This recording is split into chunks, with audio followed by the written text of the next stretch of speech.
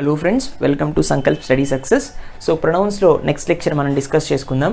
So now the type of pronouns that I'm going to discuss is about relative pronoun, right? Relative pronoun ఏంటంటే look at the definition once.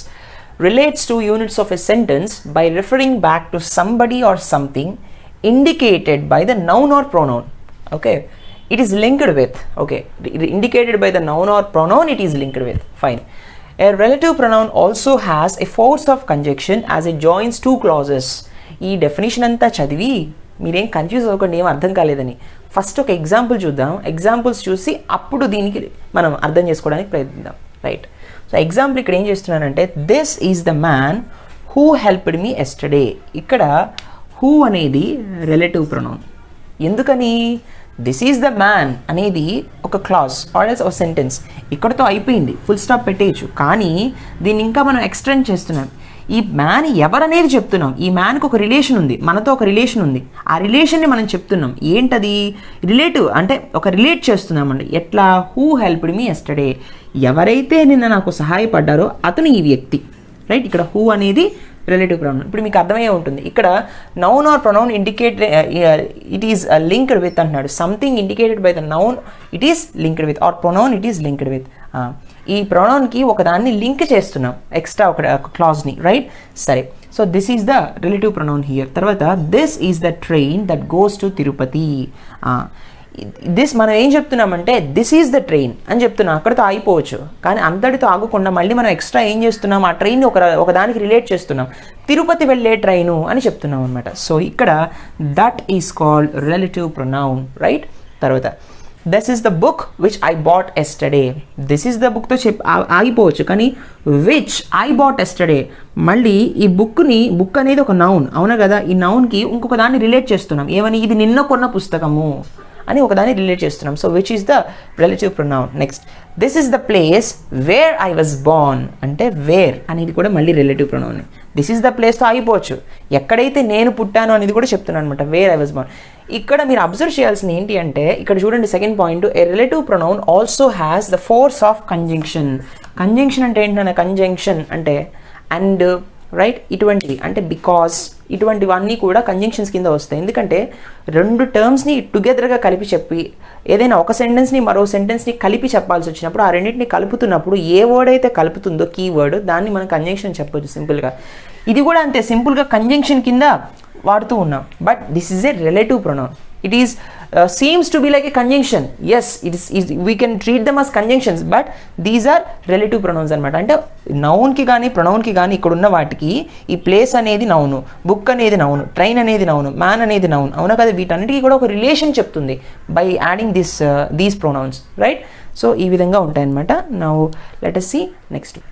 Okay, so see friends, there are 5 basic relative pronouns. Okay, they are, అవి ఏంటి అంటే 5 ఉంటాయి నన్ను relative pronouns. These are the 5. Remember, who, whom, whose, which and that. These are the 5 relative pronounce. ఓకేనా? ఇవన్నీ కూడా pronounce కిందే మనం చెప్పాలి. ఇందాక ఎగ్జాంపుల్స్లో కూడా చూసాం ఇవన్నీ, రైట్? ఓకే, హూ అనేది, హూమ్ అనేవి ఈ రెండు కూడా పీపుల్కి వాడతామన్నమాట, are generally used for people. అయితే హూ అనేది సబ్జెక్ట్ కింద తీసుకోవాలి, హూమ్ అనేది ఆబ్జెక్ట్ కింద తీసుకోవాలి. అది గుర్తుపెట్టుకోండి, రైట్? ఈ రెండు కూడా మనుషులకి, లివింగ్ బీయింగ్స్కి, ఏవైతే మనుషులు ఉంటారు కదా, మనుషులు మాత్రమే, జంతువులు కూడా కాదు. హూ అండ్ హూమ్, హూ వచ్చేసి సబ్జెక్టు, హూమ్ వచ్చేది ఆబ్జెక్ట్ కింద యూజ్ చేస్తాం పీపుల్కి. That is very important. తర్వాత హూజ్ అనేది it is used for position, అంటే ఏంటంటే రిలేషన్ చెప్పడానికి. హూజ్ పెన్ ఈజ్ దిస్ అంటాం కదా, ఈ పెన్ ఎవరికి సంబంధించింది? ఒక సంబంధం, రైట్? పొసిషన్ అంటే ఏంటి? ఒక సంబంధం అనమాట, ఒక రిలేషన్. ఆల్రెడీ మనం డిస్కస్ చేసాం పాజిటివ్ కేసులో పొసిషన్ అంటే ఏంటో చెప్పాను. ఇక్కడ whose is used for possession. Whose అనేది కూడా ప్రొనౌన్ కిందే వస్తుంది, రిలేటివ్ ప్రొనౌన్. తర్వాత which is used for things. Which marker is this? Blue మార్కరా, రెడ్ మార్కరా, ఏ మార్కర్? విచ్ మార్కర్ అంటే ఇది ఒక థింగ్, అవునా కదా?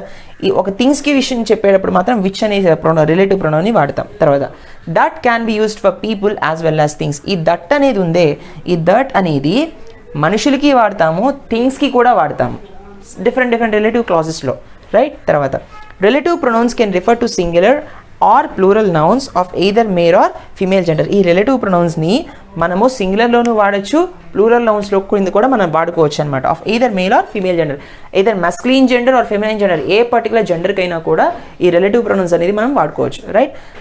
అయితే ఈ రిలేటివ్ ప్రొనౌన్స్లో కూడా ఇప్పుడు మనం కొన్ని యూజెస్ చూద్దాము, right, so that you will understand better. Okay, let us see the uses of relative pronouns. See, who, whom, ఇవి మనం పర్సన్స్కి మాత్రమే వాడతామని చెప్పాం. who is for subject and whom is for object. yes or no? సరే, few examples. దీన్ని ఎక్కడెక్కడ ఎలా వాడతాం అనేది ఒకసారి చూద్దాం.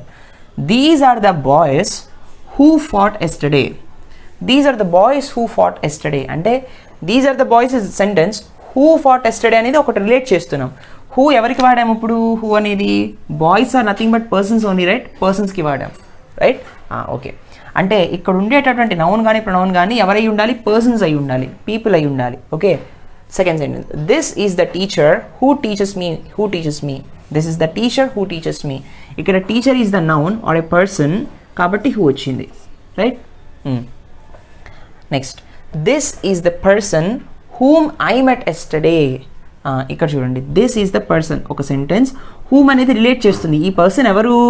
ఐ మెట్ ఎస్టర్డే, నేను ఎవరినైతే కలిశాను. ఇక్కడ whom is the relative pronoun, right. The person కనిపిస్తుంది కాబట్టి ఖచ్చితంగా మనం రిలేటివ్ ప్రొనౌన్ వాడాలి. At the same time who కానీ హూమ్ కానీ వాడాలి ఆ రెండు ప్రొనౌన్స్లో. అయితే హూమే ఎందుకు వాడాం ఇక్కడ అంటే ఆబ్జెక్ట్ కేసులో చెప్పాలి కాబట్టి ఇక్కడ హూ అనేది సబ్జెక్ట్ని చెప్తుంది, రైట్. తర్వాత second one, whose is used for all in possessive case. ఎప్పుడైనా సరే పొసెసివ్ కేసులో ఉన్నప్పుడు హూజ్ని మాత్రమే వాడాలన్నమాట. అంటే this is the student whose book is missing. ఇక్కడ హూజ్ ఏదైతే ఉందో that is the relative pronoun, ఓకేనా. This is the student whose book is missing. ఇతను పర్టికులర్ స్టూడెంట్ ఎవరైతే ఉన్నారో హూజ్ బుక్ ఈజ్ మిస్సింగ్ అంటే ఇతన్ని గురించి చెప్తున్నాం మనం. ఎవరి పుస్తకం అయితే పోయిందో ఆ వ్యక్తి గురించి మనం చెప్తున్నాం, right. So there is a relation, positive కేసులో ఉంది. Next, this is the house whose interior is decorated by me. This is the house, ఈ పర్టికులర్ ఇల్లు ఏదైతే ఉందో ఈ ఇంటికి నేను డెకరేట్ చేశాను అంటే నేను డెకరేట్ చేసిన ఇల్లు ఏదో కాదు ఇదే అని చెప్పడం అనమాట. So this is the house whose interior is decorated by me. అంటే హూజ్ ఇంటీరియర్ అంటే ఆ పర్టికులర్ హౌస్లో చాలా రూమ్స్ ఉన్నాయి, చాలా పీపుల్ బిల్డింగ్స్ కట్టుకున్నారు, అందులో ఒకానొక బిల్డింగ్లో ఒక ఇంటీరియర్ని డెకరేట్ చేశాడు అనమాట. ఇక్కడ whose interior is decorated by me అంటే ఆ పర్టికులర్ ఇంట్లో లోపల ఇంటీరియర్ పార్ట్ అంతా అంటే గోడలు కిటికీలు అన్నీ కూడా ఏంటంటే పెయింట్ చేశాడు అనమాట, డెకరేట్ చేశాడు. This is the house whose interior is decorated by me. ఆ పర్టికులర్ ఇంట్లో గోడలన్నీ కూడా తానే డెకరేట్ చేశాడనమాట, రైట్. ఈ విధంగా యూజ్ చేస్తాం. పాజిటివ్ కేసులో వస్తే హూజ్ని వాడతాం, అదే పర్సన్స్కి వాడేటప్పుడు హూము వాడతాం అనమాట, depending on the sentence whether it ఈ సబ్జెక్ట్ ఆర్ ఆబ్జెక్ట్. సబ్జెక్ట్కి అయితే హూ, ఆబ్జెక్ట్కి అయితే హూమ్, ఓకేనా. Next one, okay. See friends, ఇక్కడ మనం ఫోర్త్ యూజ్ చూద్దాం. ఇక్కడ which is used for animals and things. Which అనేది యానిమల్స్ థింగ్స్కి కాదు బర్డ్స్కి కూడా యూజ్ అవుతుంది. అంటే ఇక్కడ యానిమల్స్లోకి వచ్చేస్తాయి అన్ని. So listen carefully, this is the house which was sold yesterday అంటున్నాడు. ఇక్కడ చూడండి, దిస్ ఈజ్ ద హౌస్. ఇక్కడ హౌస్ అనేది ఏంటి? థింగ్ కదా, కాబట్టి విచ్ అనేటువంటి రిలేటివ్ ప్రొనౌన్ని వాడాం. Next, this is the parrot which can talk. ఇక్కడ ప్యారెట్ అనేది బర్డ్ కింద వస్తుంది, అంటే యానిమల్స్ అనుకుందాం సపోజ్, కాబట్టి విచ్ అనేటటువంటి రిలేటివ్ ప్రొనౌన్ వచ్చిందనమాట, రైట్. ఇక్కడ ఇలా వాడతాం. Next, this is the cow which can give 30 liters of milk a day. Cow is nothing but an animal కాబట్టి విచ్ అనే ప్రొనౌన్ వచ్చింది. సో యానిమల్స్కి థింగ్స్కి ఏది వాడతాం? విచ్ అనేటటువంటి రిలేటివ్ ప్రొనౌన్ వాడతాం అనమాట. తర్వాత, that is used for some, none, all etcetera. సెంటెన్స్లో సమ్ అని కానీ నన్ అని కానీ ఆల్ అని కానీ స్టార్టింగ్లో మనం వాడామనుకోండి అప్పుడు ఖచ్చితంగా దట్ అనేటటువంటి రిలేటివ్ ప్రొనౌన్ని వాడాలన్నమాట, right. For example, some that are elected are unworthy. కొంతమంది ఎలక్ట్ అయిన వాళ్ళు అన్వర్తి అనమాట, అసలు వాళ్ళకి సరైన వాళ్ళు కాదు. ఎలక్ట్ అయిన వాళ్ళలో they are not that much capable of అని అర్థం వస్తుంది. None that is selected in to the team can play well. నన్తో స్టార్ట్ చేశాను కాబట్టి దట్ అనేటటువంటి రిలేటివ్ ప్రొనౌన్ రావాలి. None that is selected in to the team can play well. ఎవరినైతే మనం టీంలో సెలెక్ట్ చేసుకున్నామో వాళ్ళు ఎవ్వరూ సరిగ్గా ఆడరు, అది దీని meaning, right. Next, all that glitters is not gold. మెరిసేవన్నీ బంగారం కాదు. మెరిసేవన్నీ కూడా, అన్నీ అంటే ఆల్, అవన్నీ కూడా బంగారం కాదు. ఇక్కడ ఆల్ వచ్చింది కాబట్టి దట్ అనేటటువంటి రిలేటివ్ ప్రొనౌన్ వచ్చిందనమాట, రైట్ ఫ్రెండ్స్. ఈ విధంగా మనం దట్ అండ్ విచ్ అనేటటువంటి రిలేటివ్ ప్రొనౌన్స్ వాడతాం పర్టికులర్ సెంటెన్సెస్లో. ఓకే ఫ్రెండ్స్, తర్వాత రూల్, తర్వాత యూజ్. ఏంటంటే that is used after superlative adjectives not followed by nouns. ఇందాక కూడా మనం ఫోర్త్ దానిలో దట్ గురించి మనం మాట్లాడుకున్నాం.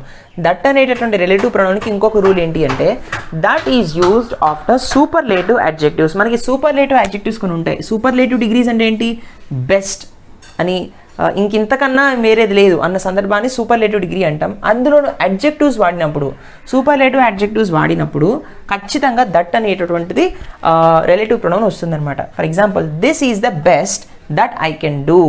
ఇక్కడ బెస్ట్ అనేది సూపర్లేటివ్ అడ్జెక్టివ్, అవునా కదా, సూపర్లేటివ్ డిగ్రీలో ఉంది సెంటెన్స్. అడ్జెక్టివ్ బెస్ట్ అనేది, దీని తర్వాత వెంటనే దట్ అనేటటువంటి ప్రొనౌన్ రావాలన్నమాట.